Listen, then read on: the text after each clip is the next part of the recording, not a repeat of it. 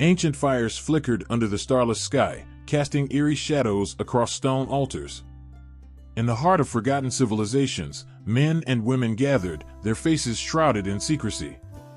Their hands trembled as they performed sacred rites passed down through countless generations, rituals that held the world together. These ancient rituals were not mere customs or traditions, they were acts of survival, keeping the balance between life, death, and the forces beyond human understanding. The air would thrum with tension as chants filled the air, voices rising and falling in a rhythm that felt older than time itself. Each word, each gesture, had a power that was almost tangible. It wasn't just about performing the rites, it was about connecting to something larger, something untouchable, yet everywhere. These rituals held the power to summon the gods, call forth blessings, or even ward off impending doom. In these moments, the line between the living and the unseen blurred. The air grew heavy, charged with something invisible yet undeniably present. The people believed, with every fiber of their being, that the gods were watching, waiting. Some believed the gods were walking among them, disguised as a gentle breeze or the flicker of a flame. And so, every ritual was performed with a reverence that echoed through the centuries. Rituals were the heartbeat of ancient civilizations, pulsing through every part of life. They marked the birth of a child, the passing of the seasons, the sowing of crops, and even the moment when breath would leave the body. These acts were not just personal or communal events, they were bound to the very fabric of existence. Without these rituals, chaos could descend. Crops would fail. Children would die. The balance of life and death could shift in an instant. The ancient people didn't just live with these rituals, they relied on them. They knew that, through these sacred acts, they could touch something beyond themselves. There was a mystery that hung in the air, a sense of awe that no one could truly explain, but all felt deep within their bones. What lay behind these rituals was unknown, but the unknown is what made them powerful. It was in this space between the seen and unseen that ancient peoples found purpose, hope, and fear all woven together. It wasn't simply about the actions themselves, the pouring of sacred liquids, the burning of offerings, or the chanting of words in strange tongues. It was about the belief that what they were doing mattered. That unseen forces were being moved, that the very fate of their world rested in these hands. The gods were not distant figures in the heavens, they were present, watching, and their favor was everything. Fear was a constant companion. The fear of angering these unseen forces, of performing the rituals incorrectly, hung over every movement. One wrong step, one missed word, and the consequences could be devastating. The people believed in the thin veil between this world and the next, and rituals were the only thing keeping it intact. But it wasn't all fear. There was also wonder. To be a part of something so ancient, so eternal, was a privilege. It was a way to connect with the past, with ancestors long gone. Their hands, too, had performed these same acts. They had knelt before the same gods, whispered the same words, and in doing so, had touched the same eternal mystery. Mystery, that was the word that lingered in every ritual. There was so much that couldn't be explained, yet no one doubted its power. In a time where science and logic had no place, mystery ruled. The unknown wasn't something to be feared, it was something to be respected, honored, and worshipped. And the rituals were the key to touching that unknown. The people understood that life itself was filled with mysteries. The rising and setting of the sun, the phases of the moon, the cycle of life and death. It was all connected to forces beyond human comprehension. And rituals were a way to honor that connection, to recognize that there was something greater, something that could not be controlled but only respected. As the ancient people stood beneath the stars, chanting words they barely understood but felt with every part of their being, they weren't just performing actions. They were reaching into the very heart of existence, touching the threads that held their world together. In their hands, they held the power of life and death, of growth and decay, of everything that had been and everything that would ever be. There was no greater mystery than life itself, and through their rituals, the ancients found a way to honor that mystery. To touch the divine, to bring order to chaos, and to live in the presence of forces that could neither be seen nor fully understood. In those sacred moments, as the fires burned low and the chants faded into the night, the world held its breath. In the silent dark of ancient Greece, a select group of people would gather, trembling with anticipation. Their hearts beat in unison, knowing they were about to step into a world unlike any they had known. They were on the verge of something sacred, something that promised a glimpse into the afterlife. The Eleusinian mysteries were not just rituals, they were the path to understanding life, death, and the hope of rebirth. And at the center of it all was the goddess Demeter, whose grief and love for her daughter Persephone shaped the very heart of these hidden rites. The story that wove through these mysteries began with loss. Demeter, the goddess of the harvest, had once walked among mortals, her blessings making the earth rich and bountiful.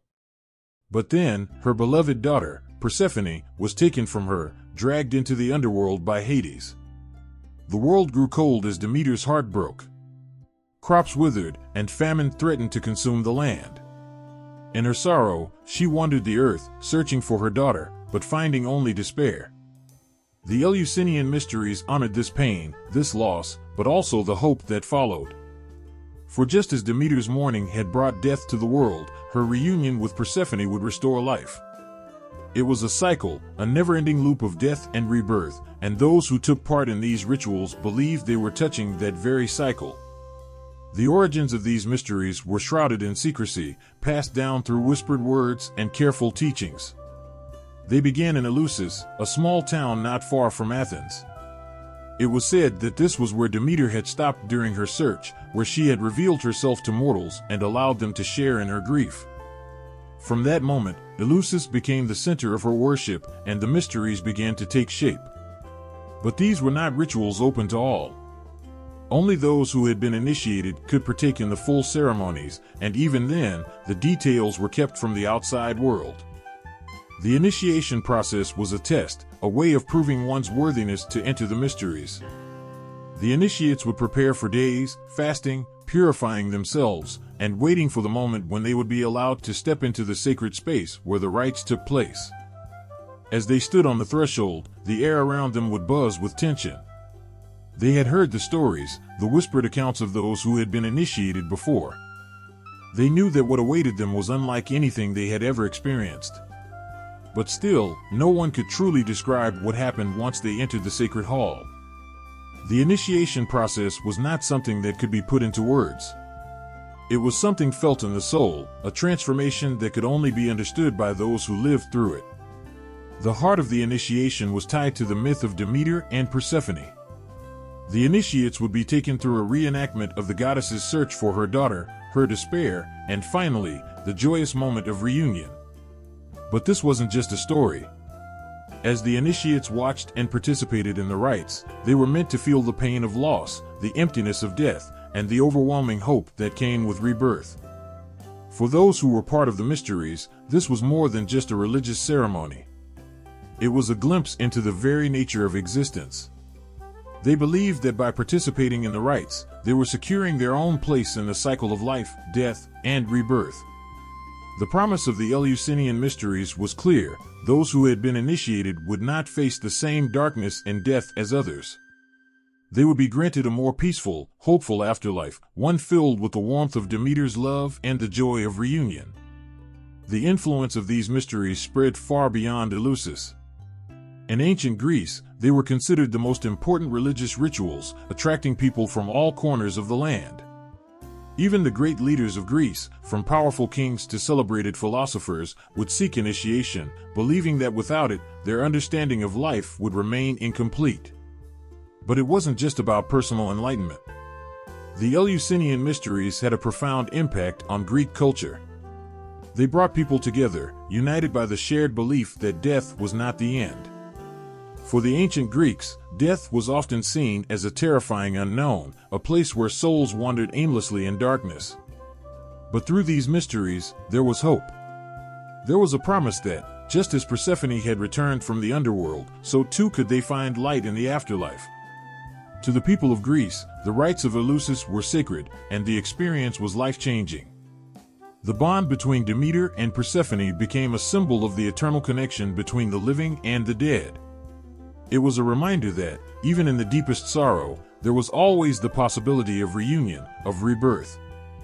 Through these rites, the people believed they could touch the divine, even if just for a moment. The mysteries may have been hidden from the world, their details forever guarded by those who had been initiated, but their power was felt throughout ancient Greece.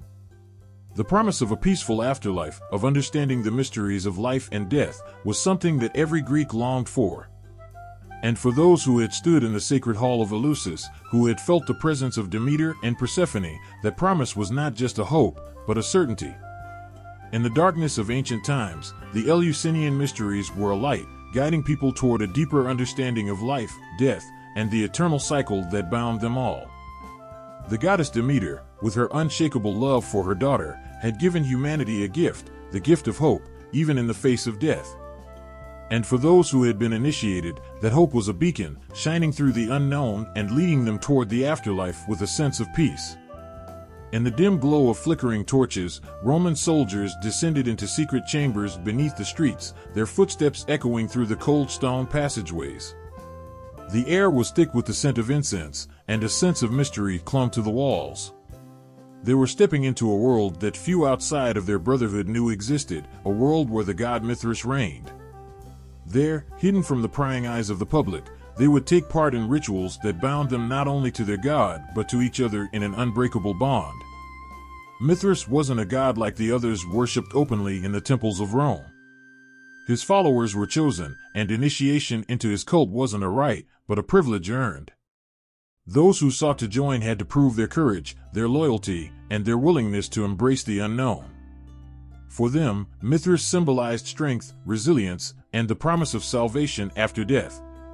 To be part of his mysteries was to be part of something larger than life, something eternal. The cult of Mithras thrived underground, both literally and figuratively. Temples, known as Mithraea, were hidden beneath the streets, tucked away from the bustling life of the Roman Empire. These small, dark spaces became sanctuaries for the soldiers, a place where they could retreat from the chaos of battle and the uncertainty of life in the legions. It was there, in these sacred chambers, that they felt the presence of their god, and there they learned the meaning of true brotherhood. The image of Mithras, often depicted slaying a bull, dominated the heart of their worship. This act was more than a symbol of strength, it was a representation of the eternal struggle between light and darkness, life and death. As the blood of the bull spilled onto the earth, it was said to give birth to new life, a powerful reminder to the soldiers that through sacrifice, there was rebirth. This was not just a story, it was a truth they believed with every part of their being. The rituals that followed were shrouded in secrecy.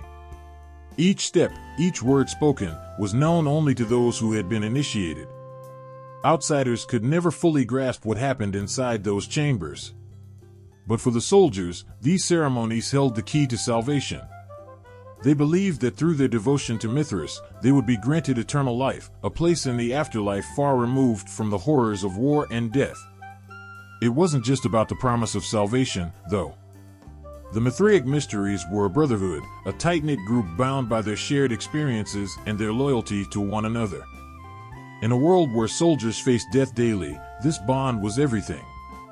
They trusted one another with their lives, and through the rituals of Mithras, that trust was sealed. The sense of belonging, of being part of something so secret and sacred, gave them a strength that nothing else could. Their ceremonies were filled with symbolism, each act carefully crafted to teach a lesson, to remind the initiates of the power of Mithras and the importance of their bond. They would gather around a stone altar, reenacting the moment when Mithras killed the bull, a reminder that sacrifice was at the heart of life itself.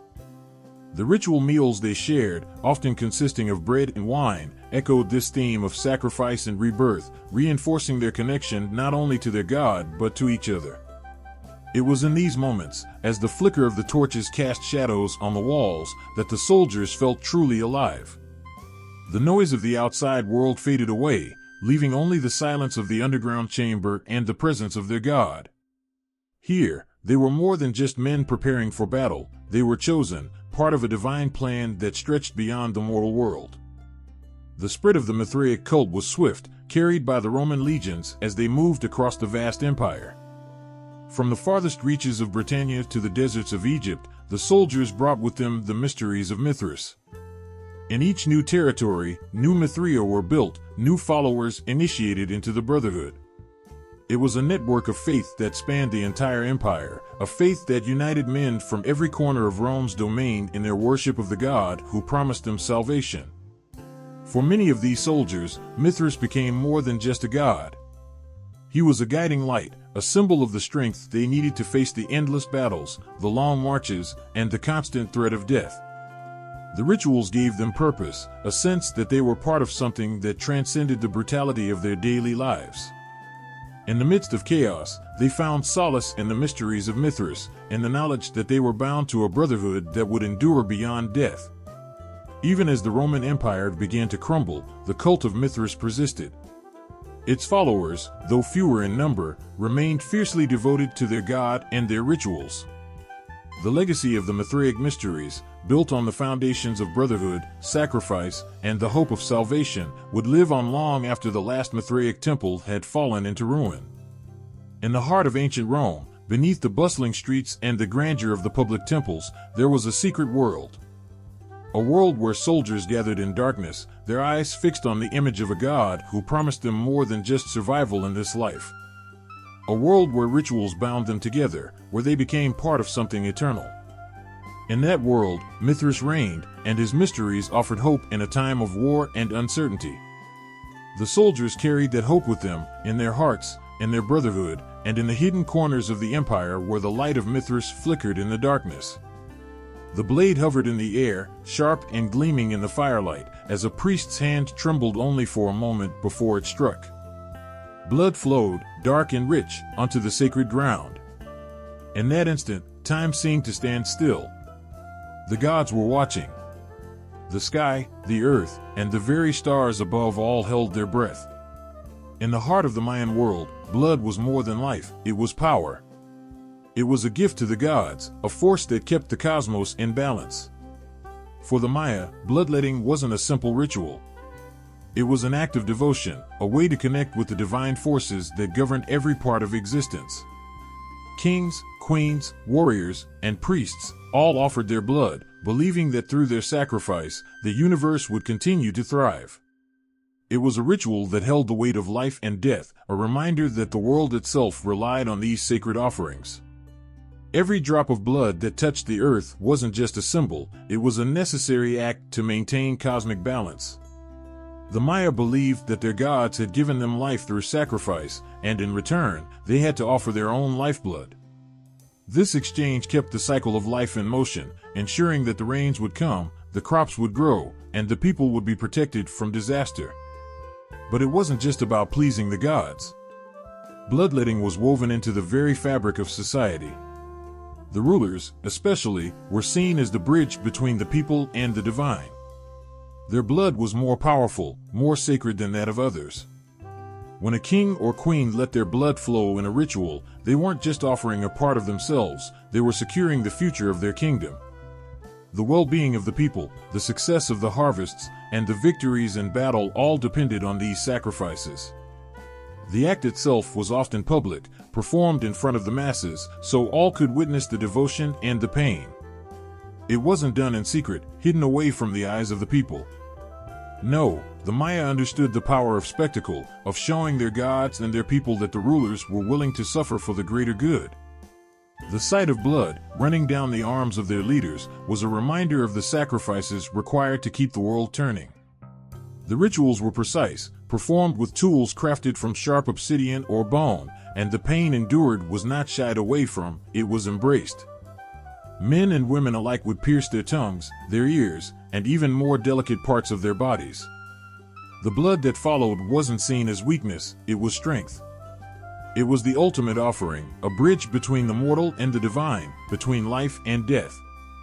As the blood flowed, the Maya believed they could communicate with their gods.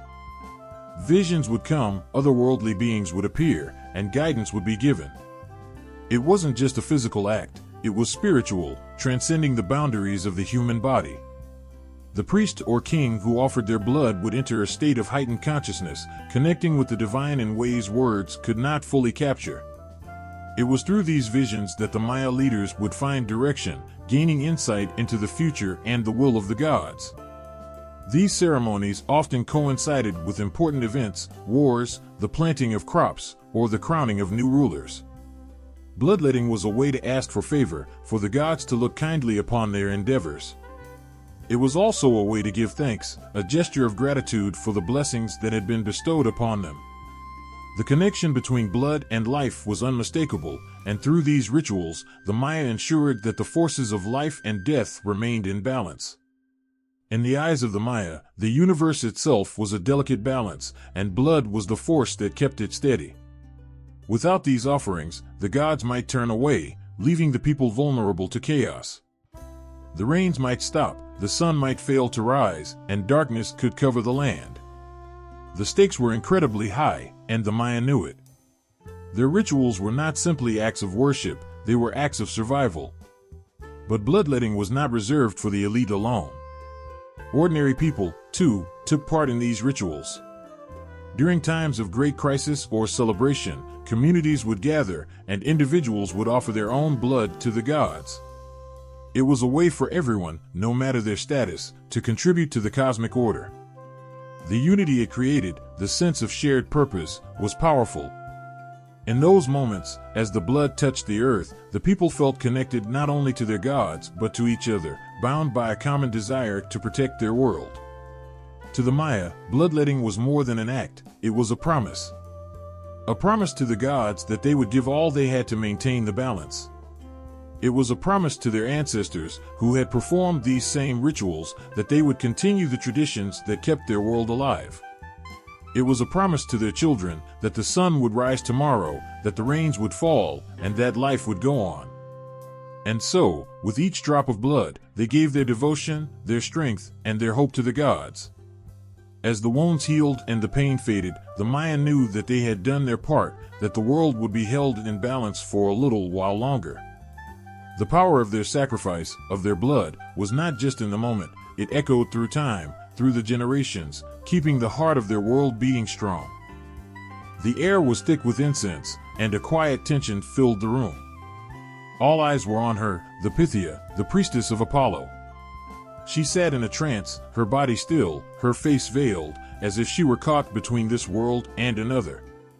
Those who had traveled miles to hear her speak waited with bated breath. They didn't come for mere advice, they came for something far more powerful. They sought the words of the gods themselves. In her cryptic prophecies, they believed the future unfolded, revealing itself in fragmented whispers and riddles. The Oracle of Delphi wasn't just any place. It was sacred ground, where the divine touched the earth. It was here, high on the slopes of Mount Parnassus, where Apollo spoke through his chosen priestess. The god of light and prophecy had made this sanctuary his own, and for centuries, kings, generals, and commoners alike came to Delphi to ask for guidance. The questions were many, but the answers were never simple. The Pythia's words, often mysterious and hard to understand, carried the weight of fate. Those who listened would spend days, even months, interpreting what she had said. Some left with hope, others with fear. But all knew one thing: the words she spoke came from Apollo himself. And once those words were spoken, they could not be taken back. The rituals surrounding the oracle were just as sacred as her words. The pilgrims who came to consult her didn't simply walk in and ask their questions. They had to purify themselves first. This wasn't a casual affair. Purification baths, offerings to Apollo, and sacrifices were part of the process, each step bringing the petitioner closer to the divine. Only once they had proven themselves worthy could they approach the sacred space where the Pythia sat, waiting. She would drink from the holy spring of Castalia, the water said to flow from the very heart of the gods. The moment she took her seat upon the tripod, her body would tense, and those who watched knew the god was near. The laurel leaves she held rustled softly in her hands, and as she breathed in the sacred fumes rising from the earth, she began to speak. The words were hers, yet not hers. They were the voice of Apollo, spoken through her. For the ancient Greeks, her words held immense power. The fate of entire cities, even empires, could change based on what the Pythia uttered in her trance. Wars were started, alliances forged, and rulers dethroned, all based on her prophecies. Kings would wait for days, surrounded by their most trusted advisors, desperate for a glimpse into the future. The most powerful leaders in Greece didn't make decisions without first consulting the oracle. In times of war, they would ask if victory was assured or if the gods favored their enemies. In times of peace, they sought the oracle's blessing on their reigns, hoping to maintain the fragile balance of power. Every word mattered, every phrase carried the weight of divine approval or divine wrath. One wrong interpretation, one misstep, and the consequences could be catastrophic. The Pythia's prophecies were often delivered in riddles, and it was up to the listener to decipher their meaning. Some found clarity in her words, while others were left with more questions. And yet, no matter how unclear her messages might be, no one doubted their truth. Even for ordinary people, the oracle played a vital role in their lives. They would come to Delphi, desperate for answers about love, health, and family. Mothers would ask if their children would survive the winter. Farmers would beg to know if their crops would grow. Lovers would seek guidance on whether their hearts would find happiness. Each person came with their hopes, fears, and dreams, and each left with the knowledge that Apollo had spoken, even if they did not yet understand what he had said. But the Pythia was more than just a voice for the gods. She was a living symbol of the connection between the divine and the mortal. Her words could not be argued with or questioned, for they came from a place beyond human understanding. When she spoke, she became the bridge between worlds, holding the fragile balance between fate and free will in her hands. It wasn't just her words that held power, though. The mere presence of the Pythia, seated on her tripod, was enough to send shivers down the spines of those who witnessed it. Her trance-like state, the strange rhythms of her speech, and the knowledge that she was speaking for Apollo himself created an atmosphere of awe and fear. Those who stood in her presence knew they were in the company of the divine, and that knowledge was both terrifying and humbling. As her words spread beyond the temple, their impact rippled through every corner of Greek life. The decisions made based on her prophecies shaped the course of history. Empires rose and fell, alliances shifted, and the fate of the ancient world hung on the utterances of a single woman, chosen by the god of prophecy. Even in times of doubt, when the oracle's words seemed unclear or contradictory, the people never stopped believing in the power of Delphi. They trusted that, in time, the truth would reveal itself, just as Apollo had intended. The Pythia, with her cryptic prophecies and mysterious rituals, remained at the heart of it all, a constant reminder that the gods were watching, always guiding, always speaking, even if their words were wrapped in mystery. And so, the oracle's flame burned on, flickering in the hearts of those who sought her wisdom, her words echoing across the vastness of Greece, leaving no soul untouched by the divine hand of Apollo. The Nile flowed silently under the desert sun, its waters dark and steady, carrying with it the weight of centuries. Yet, in the hearts of the ancient Egyptians, something far more eternal moved beneath the surface, something that reached beyond the world of the living. It was the story of Osiris, the god who had died and risen again, whose fate had shaped not just the underworld but the very soul of Egypt. His myth was more than a story, it was a promise, a reflection of the endless cycle of life, death, and rebirth that touched every life.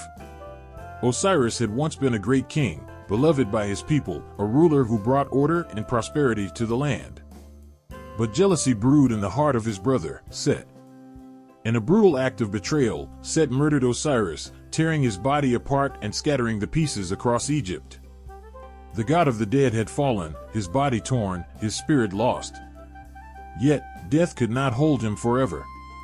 His devoted wife, Isis, gathered the pieces of his broken body, weaving life back into him with her magic and her love. Osiris rose again, not as the ruler of the living, but as the king of the afterlife. This story, passed down through generations, wasn't just told, it was lived. The Egyptians believed that by reenacting the death and resurrection of Osiris, they too could secure their place in the eternal cycle. Every year, the rituals were performed, a solemn retelling of the god's fall and rise, filled with the echoes of chants, the flicker of sacred fires, and the pounding of drums. The priests, standing as intermediaries between the mortal and divine, would reenact the moment Isis breathed life back into Osiris. The air would grow thick with the scent of incense, and those who witnessed it felt the power of rebirth surge through the temple. It wasn't just a God story they were witnessing. It was their own. For the Egyptians believed that, just like Osiris, they too would face death, their bodies growing cold and lifeless. But in death, there was hope. The resurrection of Osiris was a promise that the end was not final. Through the power of the Osirian mysteries, the dead could rise again, stepping into a world beyond this one where life continued in a different form, where they would stand before Osiris himself in judgment. Death, to the Egyptians, was not a moment to fear but a journey to prepare for. Funerary rituals were carefully tied to the myth of Osiris, ensuring that the dead would walk the same path as their god. The body of the deceased was prepared meticulously, embalmed, and wrapped in linen, much like Osiris had been. Every detail mattered, for each step was meant to mirror the god's own journey from death to life. As the body lay in its tomb, protected by spells and offerings, the soul began its perilous journey to the afterlife. But before it could enter the eternal fields of peace, it had to face judgment in the Hall of Two Truths. There, before Osiris and a council of gods, the heart of the deceased was weighed against the feather of Maat, the goddess of truth. If the heart was heavy with sin, it would be devoured by a monstrous beast. But if it was pure, the soul would pass into the afterlife, welcomed by Osiris himself. This moment of judgment was the most important event in the life of an Egyptian. Everything they did in life was to prepare for this moment, to ensure that their heart would be light and their passage into the afterlife would be secured. The Osirian mysteries offered not just the hope of resurrection, but the hope of a just and eternal existence beyond the grave. To be in the presence of Osiris, to be found worthy, was the ultimate goal. For the Egyptians, Osiris wasn't just a distant deity ruling over the dead. He was a symbol of justice, of balance, of the promise that even in death, there could be renewal. His myth infused their everyday lives with meaning, guiding their actions, their rituals, and their beliefs. Life was fragile, fleeting, but through Osiris, the Egyptians found comfort in the idea that death was not the end, but a transition. The underworld was not a place of darkness and despair. It was a kingdom ruled by a god who understood both life and death, because he had lived through both. The Osirian mysteries reached into the heart of Egyptian society, influencing not just religious practices but the way people viewed their own lives. It shaped the way they built their cities, how they honored their dead, and how they faced the unknown. Every funeral, every tomb, every whispered prayer carried within it the echoes of Osiris's journey from death to rebirth.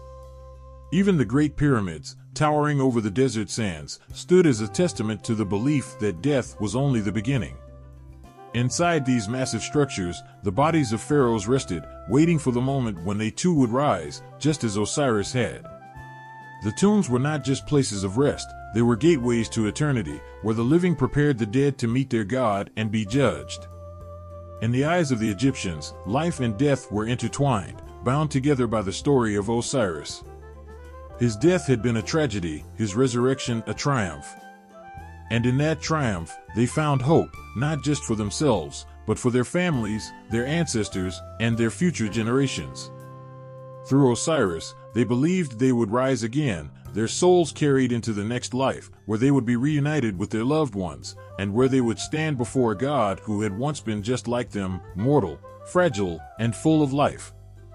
The flames flickered brightly in the silence, casting a warm, golden glow on the faces of those who had gathered. Eyes fixed on the sacred fire, hearts beating in quiet reverence. There was something eternal in those flames, something that transcended time, something pure. To the Zoroastrians, fire wasn't just a symbol, it was life itself, a reflection of the divine. It burned with a light that connected them to Ahura Mazda, the supreme god of their faith, the embodiment of truth, purity, and light. In every flicker, there was a sense of cleansing, of renewal.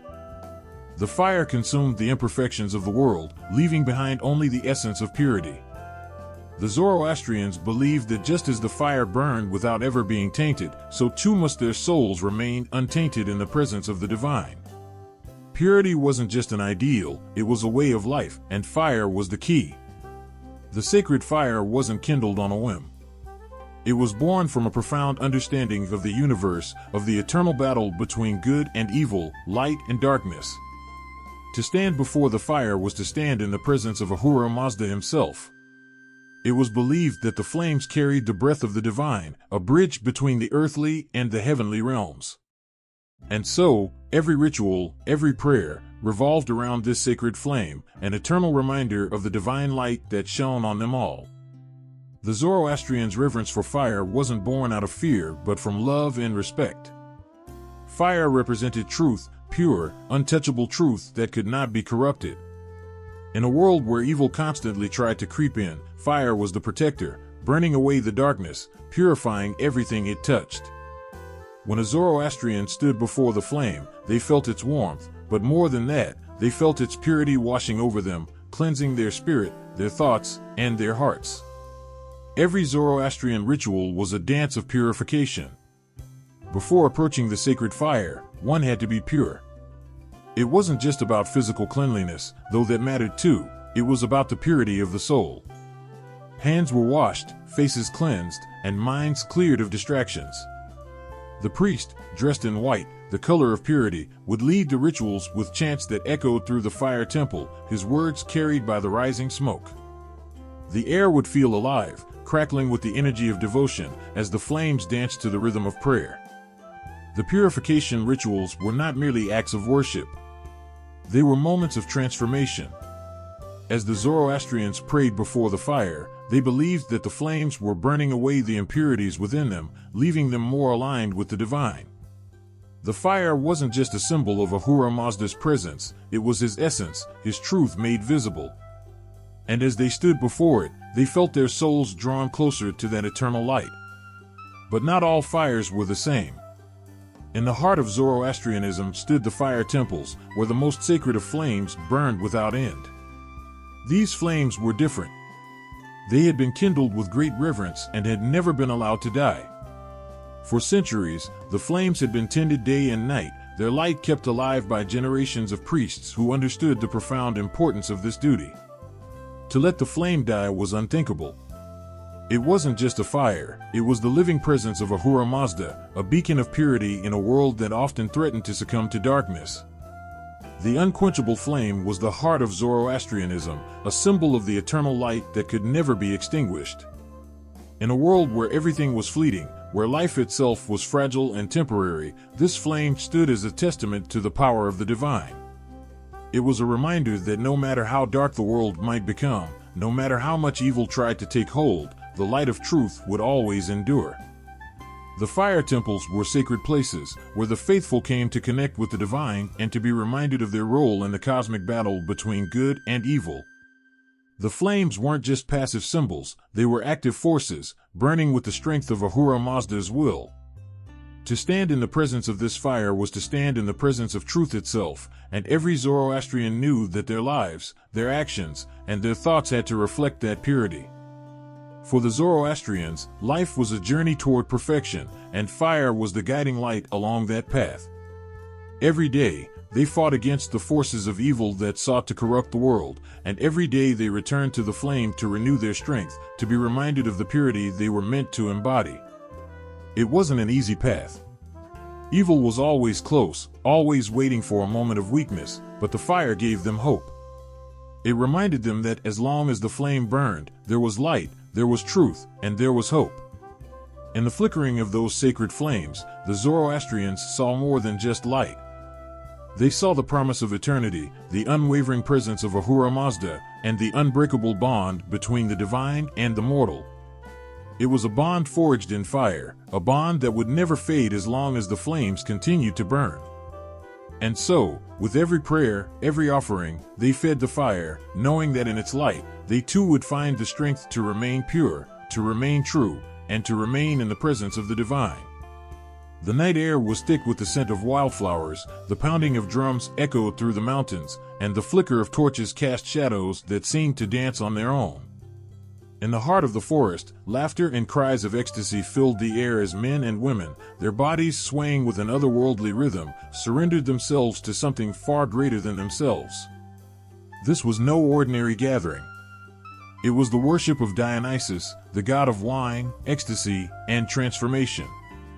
And in that moment, every soul present was lifted beyond the boundaries of the human world. The rituals of Dionysus were unlike any others in ancient Greece. There was no quiet reverence, no orderly processions. Here, the divine was not found in stillness but in the wild abandon of the human spirit. Dionysus called his followers not to kneel in submission but to rise in celebration, to let go of everything that tied them to this world and to lose themselves in the frenzy of the moment. Wine flowed freely, and with every sip, the line between man and God blurred. As the wine took hold, inhibitions melted away, and the followers of Dionysus found themselves swept up in a wave of music and dance. The sound of flutes and cymbals filled the night, their melodies twisting through the air, pulling everyone deeper into the trance. It wasn't just music, it was a doorway, a passage to the divine. The rhythm of the drums matched the beating of their hearts, and as their feet moved in time, their minds drifted further from the world they knew. In that moment, the ordinary became extraordinary. The mundane concerns of life, work, family, the struggles of everyday existence, faded into the background. What remained was pure emotion, raw and unfiltered, a direct connection to the essence of life itself. The worshippers danced not just with their bodies, but with their souls, and in the frenzy of movement, they touched the divine. Dionysus wasn't a distant god watching from above. He was there, in the midst of the chaos, and every glass of wine, every beat of the drum, every breathless laugh. He was the spark of madness that turned the ordinary into something magical, the force that shattered the constraints of order and allowed his followers to become more than human. It was in this state of ecstasy that they believed they could become one with their God, transcending the boundaries of the mortal world. There was a strange beauty in the chaos. The followers of Dionysus didn't fear losing control, they embraced it. In a world where order and discipline were prized above all, Dionysian worship offered a release, a chance to break free from the constraints of society and experience something raw and untamed. It was a reminder that life wasn't just about rules and structure. There was power in letting go, in allowing yourself to be consumed by the moment, and through that loss of control, there was transformation. But the ecstasy wasn't just about joy. There was a darkness to it, a wildness that hovered at the edge of madness. Dionysus was the god of both creation and destruction, and in the frenzy of his worship, both could be found. As the dance grew wilder, the line between ecstasy and chaos blurred. Some lost themselves completely, swept up in the madness, their bodies moving with a force they couldn't control. And yet, even in that madness, there was something sacred, something divine. The wine, the music, the dance, they were all tools, ways to break down the barriers between the human and the divine. With each sip of wine, the followers of Dionysus felt themselves slipping further into his grasp, their thoughts becoming hazy, their movements more fluid. The music was relentless, pulling them deeper into the trance, while the dance connected them to the earth, to each other, and to the god they worshipped.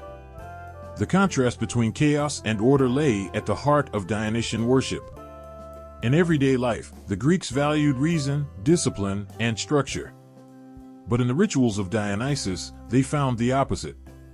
Here, madness was celebrated, and control was seen as something to be broken. It was in the loss of control that they found freedom, a freedom that allowed them to experience the divine in a way that no other god offered. Yet, for all the wildness, there was a deeper meaning in the chaos. Dionysus wasn't just a god of pleasure and excess. He was a god of transformation. The ecstasy of his worship wasn't an escape from life, it was a way to understand it more fully. Through the madness, his followers found clarity. In losing themselves, they found their true selves. And in the chaos, they discovered a deeper order, one that connected them to the divine in ways they couldn't explain but could feel with every beat of their hearts. As the night wore on, the frenzy would slowly begin to fade. The music would soften, the dance would slow, and the worshippers would return to themselves, their bodies exhausted but their spirits renewed. They had touched something beyond this world, something that had transformed them, if only for a moment. The god of ecstasy had come and gone, leaving behind the lingering warmth of the wine and the faint echo of the drums in the night air. And as they stumbled back into the world of order and reason, they carried with them the memory of the chaos, the ecstasy, the divine madness that had taken hold of them. It was a reminder that beneath the surface of life, there was something wilder, something untamed, something that only Dionysus could reveal. The night sky hung heavy with stars as the flames crackled and roared, their heat pressing against the faces of those gathered. In the heart of the Viking village, silence fell, and every breath was held. This was no ordinary night. It was a blot, a sacred offering to the gods. The air was thick with the smell of smoke and the earthy scent of blood, as both animal and human sacrifices stood at the edge of the fire, ready to be given to the gods who watched from above. For the Vikings, life and death were intertwined with the will of their gods. Odin, Thor, Freya, and the others held the fate of men in their hands, and in return, the Vikings offered them the only thing that could balance the scales, life itself. The blot was more than a ritual. It was a plea, a promise, and a payment. It was the heartbeat of their belief, the moment when they laid everything they had before the gods in hopes of ensuring prosperity, strength, and victory. As the flames danced, the chieftain raised his arms, his voice breaking through the night air with words of devotion. The gods needed to be honored, and the sacrifices were ready. For the Vikings, the sacrifice of life was a sacred act, a way to communicate with the divine. It was believed that through these offerings, the gods would hear their prayers, see their struggles, and grant them their favor. The harvests would be plentiful. The battles would be won. The ships would return home, laden with riches and glory. Animal sacrifices were the most common during these festivals. The strongest bulls, goats, and boars were chosen, their throats slit, and their blood spilled into great bowls. The priests would take this blood, known as hlot, and sprinkle it on the altar, the statues of the gods, and the people themselves. The blood wasn't just a symbol, it was a connection to the divine. As it soaked into the earth, it carried the prayers of the people upward, ensuring that the gods heard their cries for protection and prosperity. The blot was a time of celebration and fear all at once. There was joy in the feasting, in the dancing that followed, but beneath it all was the deep understanding of what was at stake. The Vikings knew their lives were in the hands of their gods, and these sacrifices were their way of keeping the gods on their side. Every drop of blood spilled during the ritual was an offering of their devotion, their loyalty, and their hope that the gods would continue to bless them. But not all sacrifices were of animals. In times of great need, when the crops failed, when the storms ravaged their ships, or when their enemies threatened their very existence, the stakes grew higher. Human sacrifices were made, offered to the gods in the most desperate of times. These weren't taken lightly, and the weight of such a sacrifice was felt by every soul present. The chosen, often slaves or prisoners of war, would be given to the gods in hopes of tipping the balance back in the favor of the Vikings. The blood of these human sacrifices was seen as the most powerful offering, a gift that could not be ignored by the gods. It was believed that the gods themselves valued these sacrifices above all else, for nothing was more precious than human life.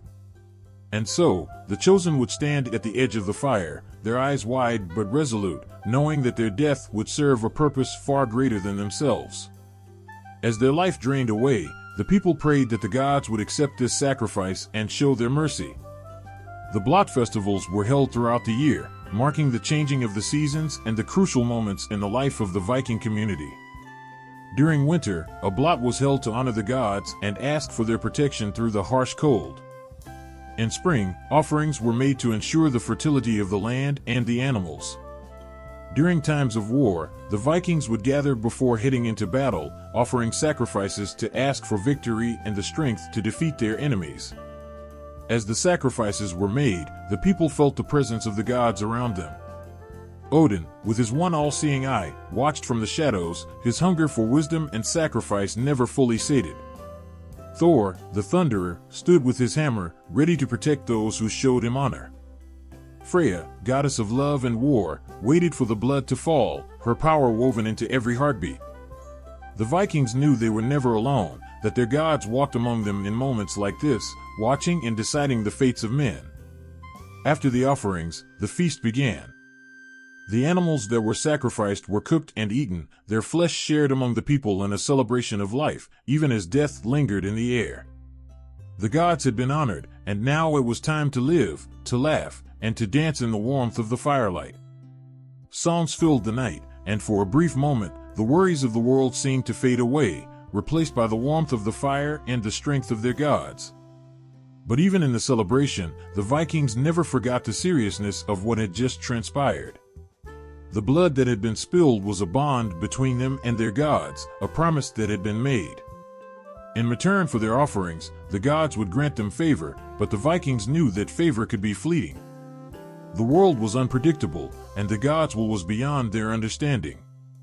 All they could do was offer what they had, life itself, and hope that it would be enough to tip the balance in their favor. The blot was not just a ritual of the past, it was woven into the very fabric of Viking life. Every raid, every harvest, every birth and death was tied to the will of the gods, and through these sacrifices, the Vikings showed their devotion, their fear, and their hope.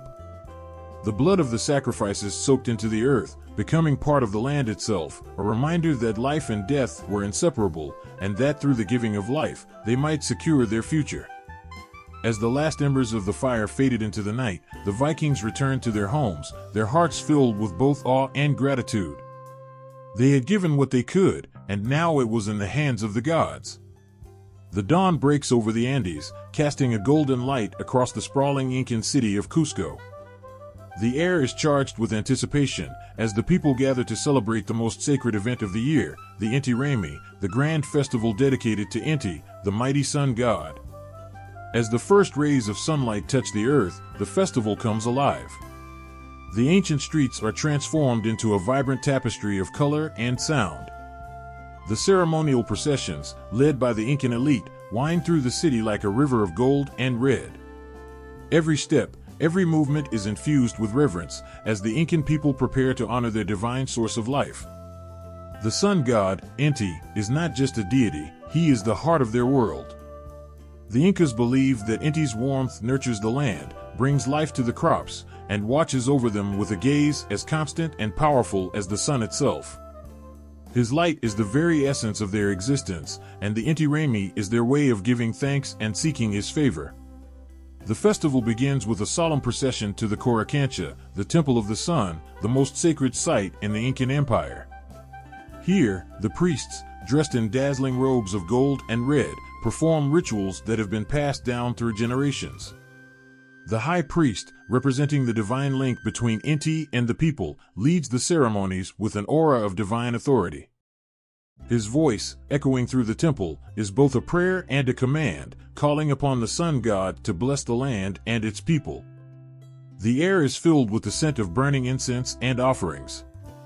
The Incas bring gifts of food, chicha, a traditional maize beer, and precious textiles, placing them at the feet of the great stone idols of Inti.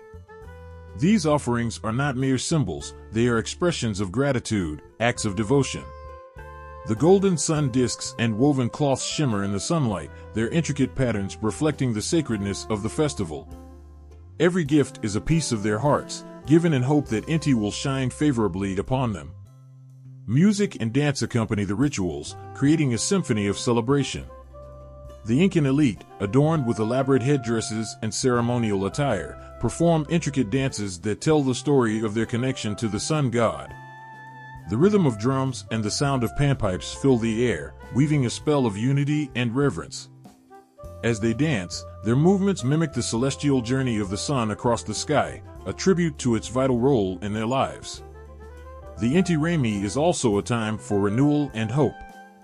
The Incas believed that by honoring Inti with such grandeur, they ensure the prosperity and fertility of their land for the coming year. The festival marks the winter solstice, the point when the sun is at its lowest, and its return is eagerly awaited. It symbolizes the promise of longer days, renewed strength, and the endless cycle of life. The ceremonial feast is a highlight of the celebration. The people gather to share food and drink, their spirits lifted by the collective joy and gratitude. As they feast, they recall the blessings of Inti and the importance of his light in their lives. The shared meal is not just about sustenance, it is a sacred act of community, a moment to reaffirm their bond with each other and their divine protector. In the heart of the festival, a grand sacrifice takes place. A llama, chosen for its purity and strength, is offered to Inti as the ultimate symbol of devotion. The sacrifice is performed with utmost reverence and precision, its blood offered as a sacred gift to ensure the sun god's continued favor. The solemnity of the moment is palpable, a reminder of the sacred relationship between the gods and the people. The Inti Raymi is more than a celebration, it is a profound expression of the Incan worldview. The sun is seen not just as a celestial body but as a living deity whose presence is integral to every aspect of life. Through their rituals and offerings, the Incas show their deep connection to the cosmos and their unwavering faith in the power of Inti. As the festival draws to a close, the people feel a profound sense of renewal. The rituals performed, the sacrifices made, and the joy shared all weave together to create a powerful affirmation of their faith. The sun god's presence has been invoked, his favor sought, and his light celebrated. The festival may end, but the warmth of Inti's light and the spirit of the Inti Raymi continue to shine in the hearts of the Incan people, guiding them through the year ahead. Under the canopy of an ancient forest, where the whispers of the wind carry secrets untold, the Druids gather in sacred groves. The air is thick with the scent of moss and earth, a testament to the deep bond between these mystic priests and the natural world. Each tree, especially the mighty oak, stands as a living symbol of their power and wisdom. In this sacred space, the Druids are more than just priests, they are healers, guardians of ancient knowledge, and interpreters of the natural world's mysteries. Clad in robes of earth tones, they move with a grace that seems almost otherworldly, their presence a serene reminder of their sacred duty. The forest is their temple, and the oak is their altar. The oak tree is central to Druidic belief. Its massive branches stretch toward the sky, and its roots burrow deep into the earth. To the Druids, this ancient tree is a bridge between the heavens and the underworld, a symbol of strength, endurance, and the eternal cycle of life. They believe that the oak holds the essence of divine power, making it the perfect place for their rituals and ceremonies. Mystical rituals are performed with a reverence that sends shivers down the spine. The Druids gather in a circle around the sacred oak, their hands raised in silent prayer as they chant ancient incantations. The rituals are not just performances, they are profound acts of communion with the divine forces that govern their world. Each chant, each movement is a thread in the intricate tapestry of their spiritual practice. Sacrifices are a part of these rituals, offered not with malice but with deep respect. The Druids might sacrifice a small animal, a gesture of gratitude and recognition of the cycle of life and death. This act is performed with great care, ensuring that every element of the ritual honors the spirit of the sacrificed being and the divine forces they seek to appease. Divination is another crucial aspect of Druidic practice. The Druids seek guidance from the natural world, interpreting signs from the movement of stars, the flight of birds, and the patterns of smoke from their sacred fires. Their divination rituals are filled with a sense of wonder and anticipation. Each sign is a message from the divine, a clue to understanding the future and making decisions that align with the natural order. As the rituals progress, the forest seems to come alive with an ethereal energy. The rustling of leaves and the distant call of an owl create a symphony that harmonizes with the Druids' chants. The very air seems charged with magic, a testament to the deep connection between the Druids and the forces they invoke. The Druids' role extends beyond their ceremonies. They are the keepers of ancient knowledge, passing down wisdom through generations. They heal with herbs and incantations, using their profound understanding of nature to mend both body and spirit. Their knowledge is not written but carried in the oral traditions, ensuring that the sacred teachings remain vibrant and alive. The sacred groves where these rituals are performed are not merely locations, they are living sanctuaries where the Druids find solace and strength. The groves are tended with care, their every tree and plant treated as a sacred being. In these groves, the Druids find a sense of belonging and purpose, their every action a testament to their reverence for the natural world. In the presence of the Druids and their rituals, the forest becomes a realm of awe and reverence. The ancient trees, the sacred oak, and the rituals performed within this hallowed space weave together to create a tapestry of faith, magic, and connection. The Druids' devotion to their craft and their profound respect for the natural world leave an indelible mark on the heart, a reminder of the deep and enduring bond between humanity and the divine forces that shape their world. In the heart of the ancient Aztec city, where towering temples cast long shadows over the bustling streets, a ritual unfolds that grips the soul with its profound intensity. Under the watchful gaze of the sun god Huitzilopochtli, the practice of human sacrifice pulses through the veins of Aztec society, binding their lives to the cosmic order in ways both awe-inspiring and harrowing. As the sun rises, casting a golden light over the temple steps, the air hums with a sacred tension. The Aztecs believed that their world, vibrant and full of life, is balanced precariously on the edge of chaos. Their gods demand nourishment to keep the universe from slipping into darkness. The blood of humans, offered in a ritualistic dance of life and death, is seen as the divine sustenance that ensures the sun's journey across the sky and the continuation of life on Earth. A captive, often taken from among the ranks of their enemies, becomes the central figure in this powerful ceremony. Dressed in rich, ornate garments and adorned with symbols of divinity, the captive is prepared for a fate both revered and tragic.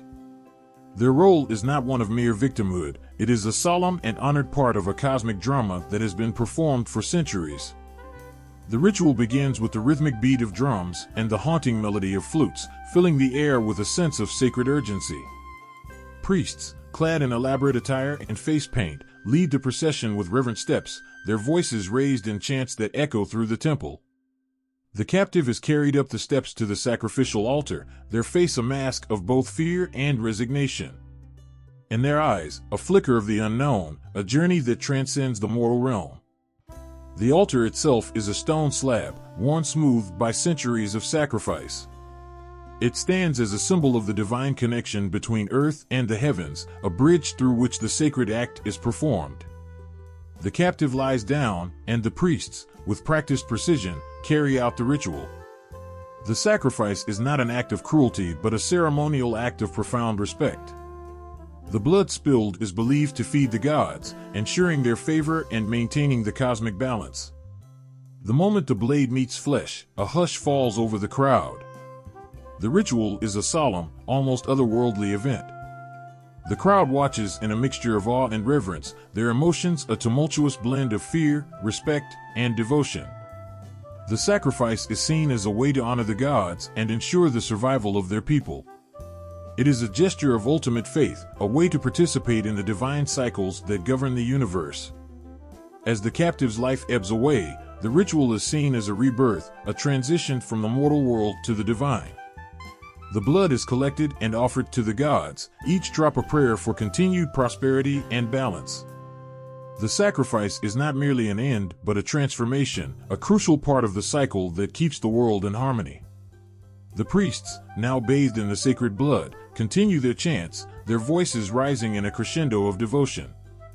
The atmosphere is charged with a sense of the divine, a palpable connection between the mortal and the immortal.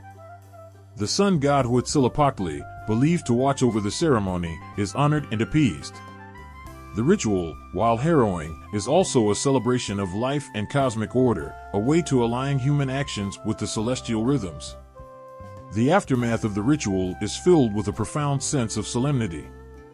The community gathers to reflect on the ceremony, their hearts touched by the sacred sacrifice that has been performed. The captive's journey, though tragic, is seen as a noble act of service to the gods, a final, powerful contribution to the balance of the universe. In the ancient Aztec world, the practice of human sacrifice is more than a rite, it is a profound act of faith and devotion.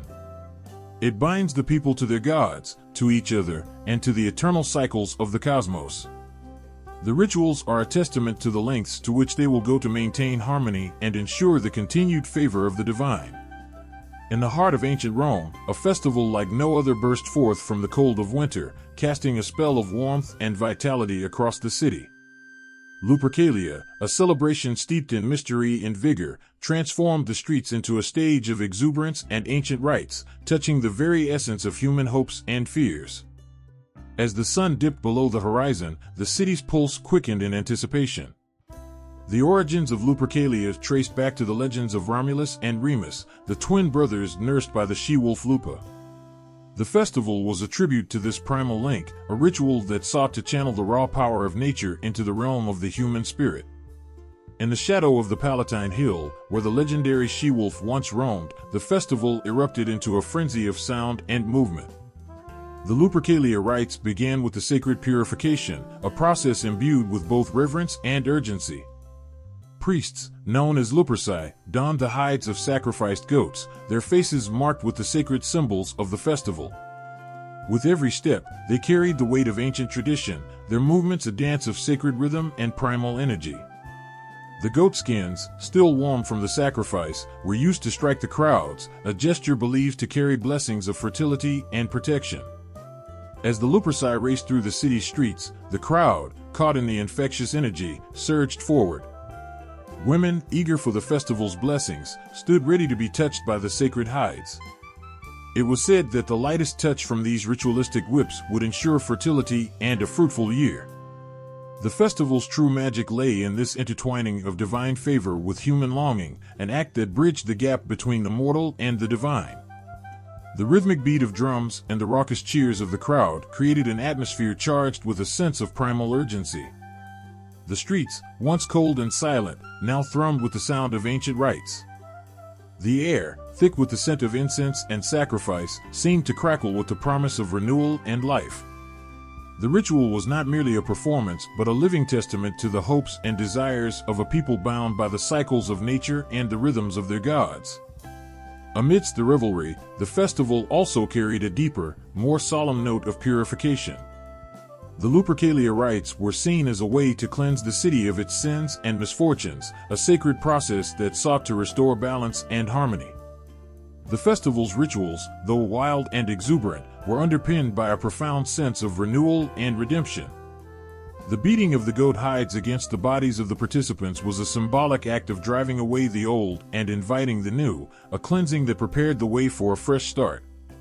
As the festival drew to a close, the city gradually returned to its quieter state. The echoes of the Lupercalia's wild celebrations faded into memory, but the impact of the festival lingered in the hearts of the people. The ritual's essence, a blend of fertility, purification, and divine favor, left an indelible mark on Roman culture. The festival's legacy, a testament to the deep connection between humanity and the divine, continued to resonate long after the final echoes of its rites had faded. The Lupercalia festival, with its raw energy and sacred significance, remains a vivid reflection of ancient Rome's deep-seated beliefs and practices. It was a celebration that bridged the gap between the ancient and the eternal, a powerful reminder of the enduring connection between human hopes and the divine forces that shape our world. The festival's rituals, though centuries old, continue to stir the imagination, a haunting echo of a time when the sacred and the mortal danced together in a timeless embrace. In the ancient forests of India, a mystical plant whispered secrets to those who sought its power. Soma, a sacred plant revered in the Vedic traditions, was more than just a mere herb, it was the very essence of divine connection and immortality. As the rituals began, a profound silence fell over the gathering, their breaths mingling with the earthy scent of the sacred plant. The preparation of Soma was a sacred ritual, shrouded in reverence and intricate process. Gathered at dawn, priests carefully harvested the Soma plant, each leaf and stem handled with utmost respect. The plant was then crushed with precise movements, releasing a juice that was believed to be touched by the gods themselves. This preparation was not just a physical act, but a spiritual journey, every motion a prayer, every drop a connection to the divine. In the sacred precincts, the Soma juice was poured into a ceremonial vessel, its surface shimmering with a divine glow. The air was filled with the murmurs of ancient chants, the rhythms of the sacred verses rising like a solemn hymn. The priests, their faces illuminated by the soft light of the dawn, held the vessel aloft, offering the precious liquid to the heavens. It was a moment of unity, where the earthly and the divine converged, and the line between them seemed to vanish. As the Soma was consumed, its effects were nothing short of miraculous. The drink, believed to be imbued with divine power, was said to bestow immortality and divine insight upon those who partook. For those in the midst of the ritual, the experience was otherworldly. The first sip was a taste of eternity, the divine essence coursing through their veins, filling them with a profound sense of peace and enlightenment. It was as if the boundaries of mortal existence melted away, replaced by a timeless connection to the divine. The Soma ritual was not just about the drink, it was about the sacred bond it created between the worshippers and the gods. Each sip was a pledge, a sacred vow of devotion and reverence. The divine symbolism of Soma was palpable in every moment of the ritual. It was seen as the drink of immortality, a sacred elixir that bridged the gap between the mortal and the eternal. As the participants drank, their spirits soared, lifted by the divine presence that seemed to fill the space around them. The ritual's impact on those who participated was profound. It wasn't merely about the physical effects of the drink, but the spiritual awakening it brought. As the Soma worked its magic, the worshippers felt a deep connection to the divine, a sense of being part of something far greater than themselves. Their souls, touched by the sacred essence, experienced a profound shift, moving from the ordinary to the extraordinary. In the quiet aftermath of the ritual, the air was thick with the residue of divine presence. The Soma's sacred power lingered, a silent testimony to the profound connection that had been forged. The participants, their hearts filled with a deep sense of fulfillment, left the ritual transformed. The drink had fulfilled its promise, offering a glimpse of immortality and a taste of divine grace. The Soma ritual remains a powerful symbol of the deep spiritual connections that ancient practices sought to achieve. It was a moment when the divine touched the mortal, a sacred act that transcended the boundaries of human existence. Through the ritual of Soma, the worshippers tasted eternity, their souls forever marked by the divine essence that flowed through them. In the quiet dawn of ancient Japan, a misty stillness blankets the sacred mountains. Here, the ancient rituals of Shinto unfold, where purity and nature intertwine in a sacred dance. Imagine standing by a clear, rushing stream, the water cool and crystal clear, as the first light of day breaks through the trees. This is where the heart of Shinto ritual beats, in the embrace of nature and the whisper of ancient spirits. The purification ritual, known as misogi, is a profound practice in Shinto belief. Participants step into the stream, the cold water rushing around their ankles, their spirits ready for a sacred cleansing. Misogi is not just a physical act, but a spiritual journey. The cool touch of the water against the skin feels like nature's way of washing away the impurities of daily life, bringing the soul back to its purest state. As the water cascades over them, they feel an intense connection to the natural world, as if the very essence of the earth is flowing through their veins. Shinto is built upon the veneration of kami, the spirits that dwell in nature. Every tree, rock, and river is believed to house a kami, a divine presence that watches over and guides. The rituals are a way to honor these spirits, offering thanks and respect. Imagine the quiet reverence as a sacred offering of rice, fruit, or sake is placed at a shrine. Each offering is a heartfelt gesture, a tangible expression of gratitude and connection. The act of giving is deeply moving, a way to acknowledge the unseen forces that shape and sustain life. Shinto festivals are vibrant celebrations that bring ancient nature worship into the heart of the community. During these festivals, the air is filled with the sounds of drums and laughter, the scent of incense mingling with the aroma of traditional foods. Colorful processions wind through the streets, carrying symbols of the kami and celebrating their presence. The energy of the festival is electric, as people come together to honor the spirits and renew their bonds with nature. It's a powerful reminder of the deep connection between the human and the divine, a moment of unity and joy that resonates through the ages. As the rituals and festivals unfold, the spiritual atmosphere is palpable. There's a profound sense of reverence and wonder, a recognition of the sacred in the everyday. The acts of purification, offerings, and celebration are more than mere traditions, they are deeply felt experiences that touch the soul. In these moments, the connection to nature and the kami is felt intensely, a reminder of the ancient ties that bind us to the world around us. In the quiet of the forest, the sparkle of the stream, and the vibrant energy of the festivals, the heart of Shinto is revealed. It's a practice rooted in respect for nature, a deep and heartfelt connection to the spirits that inhabit the world. Each ritual is a step closer to the divine, a moment of pure, emotional connection that transcends the ordinary and touches the sacred. Through these practices, the ancient rhythms of Shinto continue to resonate, a testament to the enduring power of nature and the profound connection between the human and the divine. In the ancient hills of Anatolia, where the wind whispers through the trees and the land holds its breath, a powerful and primal ritual unfolds. Here, in the shadow of the sacred mountains, worshippers gather to honor Cybele, the great mother goddess, whose presence is felt in every stone and every breath of wind. This is a place where the divine and the earthly intertwine, where the worship of the Phrygian mother goddess becomes a vivid, heart-pounding experience. As twilight descends, the air thickens with anticipation. The followers of Cybele, dressed in wild, flowing garments, gather at the sacred grove. The setting is both mystical and intense, a place where the boundary between the human and the divine blurs. Drums beat with a relentless rhythm, echoing through the trees, their sound a call to the heart of the earth itself. The rhythmic pounding drives the participants into a trance, a collective heartbeat that resonates with the primal pulse of the universe. The rituals are marked by a frenzied energy that sweeps through the crowd. Movements become more erratic, voices rise in ecstatic chants, and the line between the individual and the collective melts away.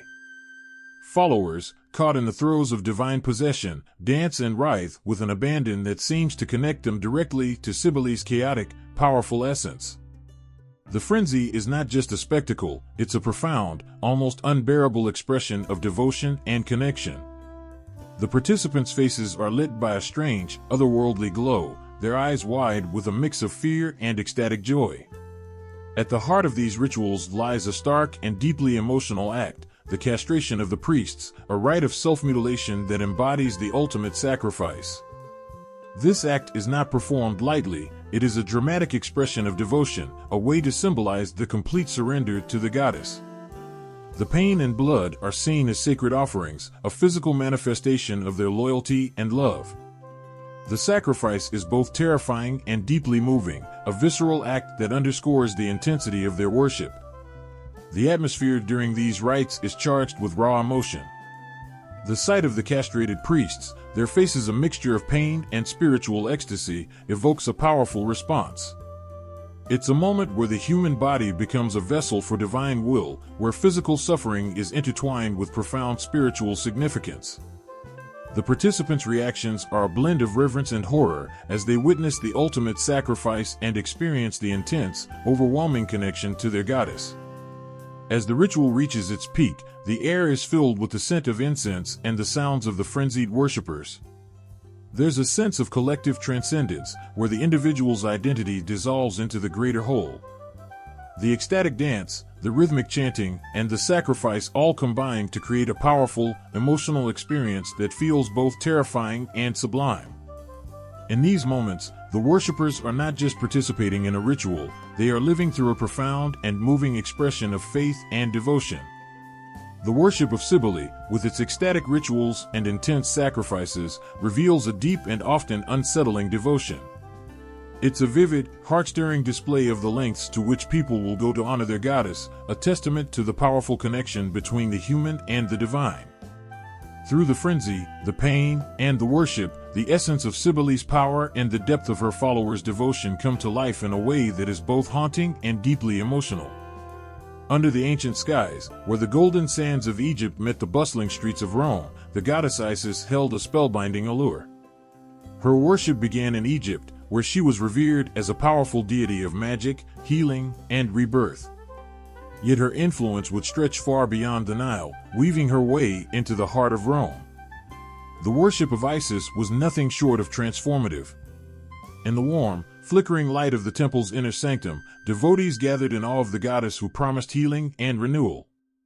Isis, with her tender yet powerful presence, was known for her ability to cure ailments that defied the most skilled physicians.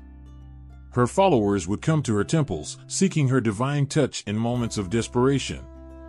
The air would be filled with murmurs of prayer and the scent of incense, as the faithful believed that Isis could mend the broken and restore the lost.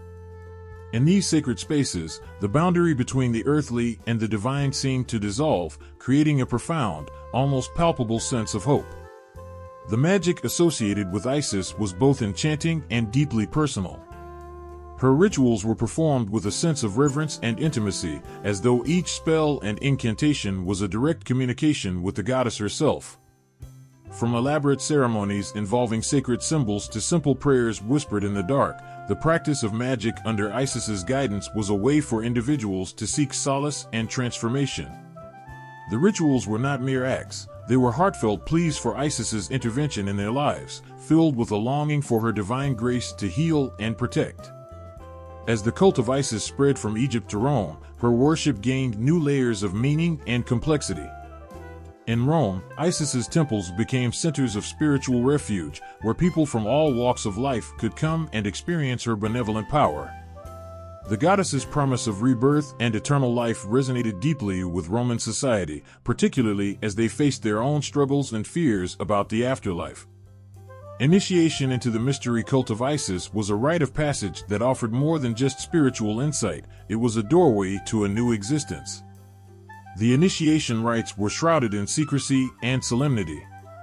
Those who sought to become part of Isis's inner circle would undergo a series of rituals that bound them to her divine service. These rites were designed to purify and prepare the initiate, marking a profound transition from the mundane to the sacred. The ceremonies were both awe-inspiring and deeply moving, filled with symbolic acts that represented death and rebirth. As initiates emerged from these rites, they were believed to be endowed with Isis's blessings, receiving her promise of eternal life and a place within her divine embrace. In the quiet of the night, as the moon cast its gentle light upon the ancient temples, the followers of Isis would gather in celebration. Their voices would rise in hymns of praise, their hearts united in a shared devotion to a goddess who offered not just healing, but a vision of a life beyond this world. The rituals of Isis were not mere traditions, they were a living testament to the goddess's power and the deep-seated yearning for connection and renewal that she inspired. The mystery cult of Isis, with its focus on healing, magic, and eternal life, became a powerful force in both Egypt and Rome. Through her rituals, her promises, and her divine presence, Isis offered a sense of hope and transformation that transcended the ordinary. Her worshippers experienced a profound connection to the divine, one that touched the core of their being and provided solace in times of need. As the goddess's influence spread across lands and cultures, the heart-stirring impact of her worship continued to resonate through the ages, embodying a deep and enduring quest for divine grace and eternal renewal. In the heart of ancient Italy, where the rolling hills met the whispers of the divine, the Etruscans practiced rituals that spoke to the very core of human longing for understanding and guidance. They turned to haruspicy, the examination of animal entrails, and augury, the interpretation of bird flights, to read the will of the gods and reveal the future. Picture a darkened space lit by flickering oil lamps, where priests, draped in flowing robes, prepared for a sacred ritual. The atmosphere was thick with anticipation and the scent of incense. An animal had been sacrificed, and its entrails, glistening and raw, were laid out for the priests to examine. These priests were not mere practitioners, they were intermediaries between the mortal and the divine, entrusted with the solemn task of interpreting the messages hidden within the organs. Their hands, steady and reverent, would trace the patterns and shapes, their eyes scanning for signs that might predict prosperity or disaster, peace or conflict. The process was both meticulous and deeply emotional. Each twist, each mark in the entrails was a potential message from the gods, carrying with it the weight of fate and the hopes of those who sought guidance. The priests, with their knowledge and intuition, would offer their interpretations, often speaking in hushed tones as they conveyed the divine will to the anxious seekers waiting for answers. In those moments, the room was filled with a palpable sense of vulnerability and hope as people awaited the verdict of their future. Outside, the augurs observed the flight patterns of birds, their eyes trained to read the omens written in the sky. The birds were seen as messengers, and their movements were believed to reveal the gods' intentions. The augurs watched intently, their hearts beating in sync with the fluttering of wings, hoping to catch a glimpse of the divine message. Each bird's flight was analyzed for direction, speed, and behavior, with the belief that these factors could influence or foretell the course of events to come. The Etruscan rituals were not just about divination, they were about communion with the divine and a desperate search for understanding in an unpredictable world. The practice was rooted in the belief that the gods controlled all aspects of life and that their will could be read through these sacred signs. The priests, as custodians of this knowledge, bore the heavy burden of interpreting these signs accurately, knowing that their words could shape the course of history. As these Etruscan practices began to blend with Roman traditions, they left an indelible mark on Roman religious practices. The Romans, ever pragmatic and keen to adopt effective methods, embraced the Etruscan ways of divination. Haruspicy and augury became integral to Roman rituals, providing a bridge between the two cultures and reinforcing the belief that the gods' will could be deciphered and acted upon. The Etruscans had given the Romans a way to connect with the divine, a method to seek guidance and reassurance in a world full of uncertainties. The influence of Etruscan divination practices on Roman religion was profound. It infused Roman rituals with a deeper sense of connection to the divine, adding layers of complexity and significance to their own religious observances. The Romans, with their characteristic reverence for tradition, incorporated and adapted Etruscan methods to fit their own religious framework, ensuring that the ancient art of divination continued to guide and shape their understanding of fate and fortune. In the dim glow of the sacred spaces, where the divine seemed just a breath away, the rituals of haruspicy and augury carried with them not just the weight of tradition, but the hopes and fears of those who sought to touch the divine. These practices, both awe-inspiring and deeply human, spoke to a universal desire to understand and influence the world around us, bridging the gap between the mortal and the divine with every sacred reading of entrails and flight of birds. In the vast expanse of the plains, where the horizon meets the endless sky, a powerful ritual unfolded, echoing with the beat of drums and the whisper of the wind.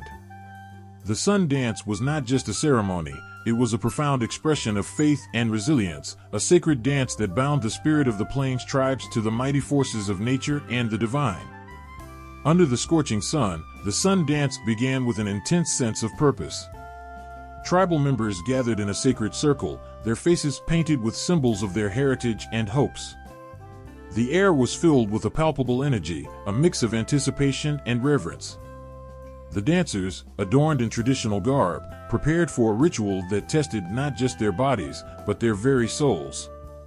The sun dance was a ritual of sacrifice and renewal, a ceremony that sought to honor the sun, the life-giving force that sustained their people.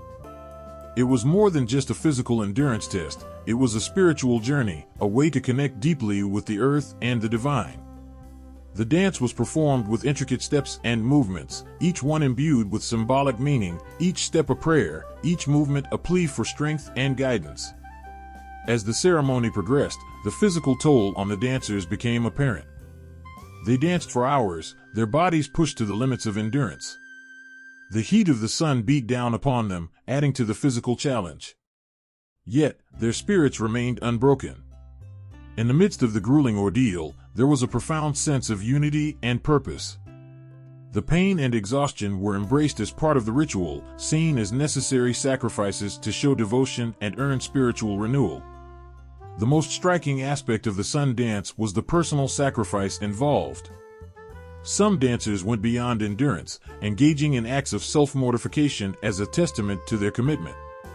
They attached small wooden sticks to their chests with leather thongs, and as they danced, the sticks were pulled by the force of their movements, causing pain but also symbolizing their willingness to endure hardship for spiritual gain. This act of sacrifice was not a display of masochism but a profound expression of devotion. It was a way to offer the most precious part of themselves to the divine, to demonstrate their readiness to suffer for the sake of their people and their beliefs. For the Plains tribes, the sun dance was a cornerstone of spiritual life. It was a time to renew their bonds with the sun and the earth, to seek blessings for their crops, their hunts, and their future. The ceremony also served as a powerful communal experience, uniting the tribe in a shared act of faith and endurance. It reinforced the values of strength, perseverance, and devotion, and it reaffirmed their connection to the natural world and the spiritual forces that governed it. In the aftermath of the dance, there was a sense of rebirth and rejuvenation. The dancers, having endured the trial, emerged with a renewed sense of purpose and spiritual clarity. The sun dance was not just about the ritual itself, but about the transformation it brought to those who participated. It was a celebration of human strength and spiritual resilience, a testament to the enduring spirit of the Plains tribes. In the heart of the Plains, under the unrelenting sun, the sun dance continued to be a powerful symbol of sacrifice and renewal. It was a reminder of the deep connection between the people, the land, and the divine, a testament to the enduring power of faith and the strength that comes from embracing one's deepest beliefs.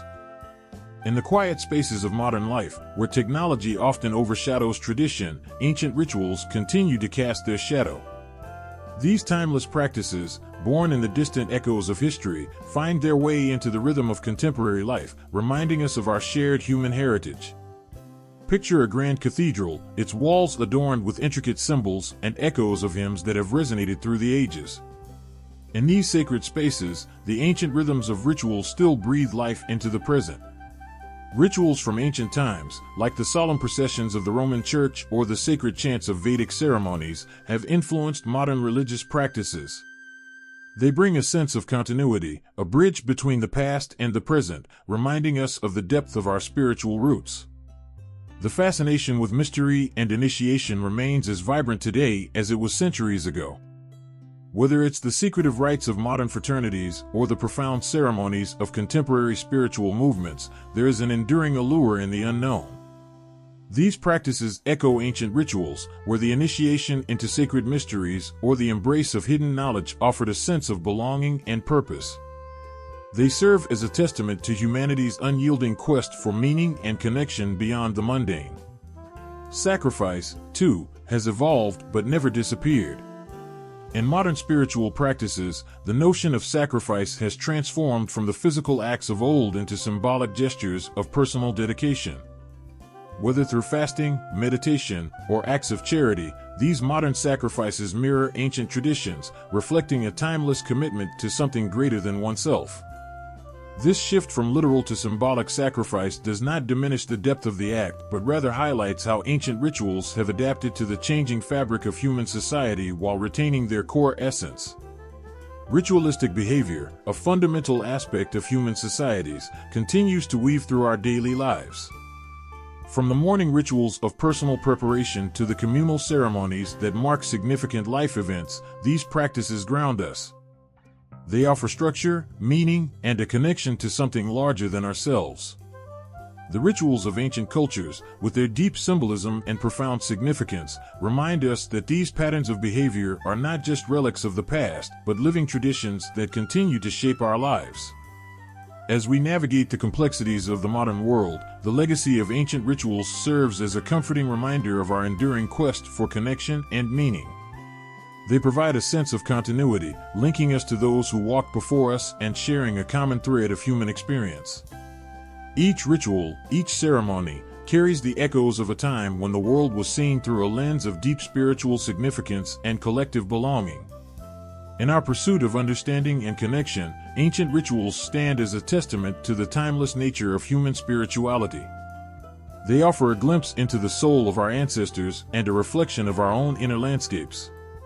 In the silent reverence of a church, the quiet moments of personal reflection, or the vibrant celebration of a festival, we honor the legacy of those who came before us and acknowledge the unbroken chain of ritualistic behavior that continues to shape our lives.